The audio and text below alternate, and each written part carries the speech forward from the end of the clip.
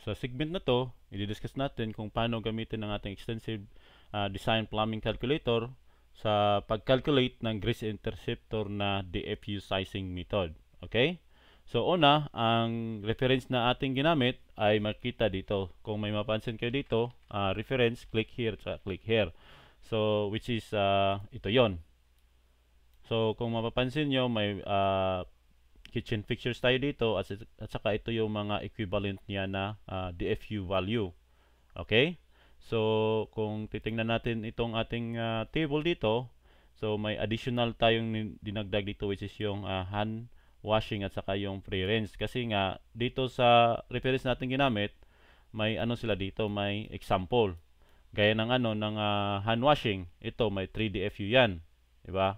Saka meron din dito ano yung pre-rinse which is ito, pre-sink which is 6 DFU yan. So dinagdag natin yan, ito sila wala dito sa table dito pero meron sila dito sa example.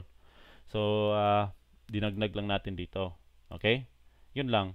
So since may ano na tayo dito, may actual DFU na base doon sa ating reference, ang gagawin na lang natin is i-key na lang yung mga quantity dito. Halimbawa, lagyan natin ito tag isa-isa. Kung mapapansin nyo, automatic na rin yung HGI capacity in GPM na yan. So 100 GPM gallon per minute ang ating hydromechanical grease interceptor. Okay? So pero may ano tayo dito, may option. Halimbawa, pag may food waste disposer or pulpers, di ba? Ibig sabihin nito, use next larger size of gravity grease interceptor kasi nga yun rin yung nakasaad dito sa ano nila, dito sa table nila, di ba? So ano ibig sabihin yan? So ibig sabihin kung 100 to, dapat anong sunod na size niya? Kung titingnan natin dito sa pangalawang table nila, kung 100 yan, dapat magiging 150 yan, 'di ba? Kung mayroon siyang food disposer, 'di ba? So kung i-yes natin 'to, so maging 150 yan. Ganon kaganda yung calculator natin. Okay? So ibalik natin. Kung wala naman, select lang diyan. Kung halimbawa lakihan pa natin 'to, gawin natin tong 5 dito. So or 10.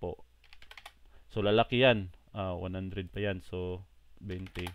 So 150 kung may food disposer, so lakihan natin yan, so magiging 200. Kasi nga, ang sabi dito, use next larger size of gravity grease interceptor. Diba? So, kung meron yan, di, ibig sabihin, next size siya. Ganon kaganda yung ano natin, calculator, automatic siya. Okay?